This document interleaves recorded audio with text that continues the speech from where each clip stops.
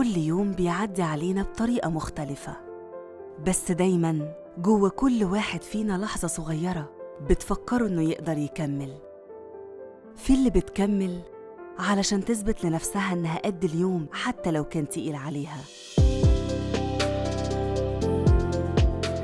وفي اللي بتكمل علشان ضحكة صغيرة تنسيها تعب يوم بحاله.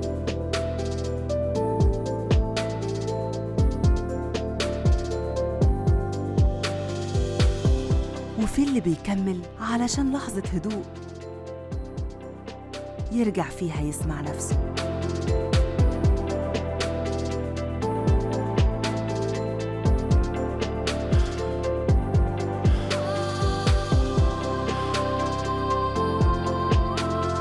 ومهما اختلفت أسبابنا، آخر اليوم بنرجع ندور على نفس الراحة اللي تخلينا نكمل.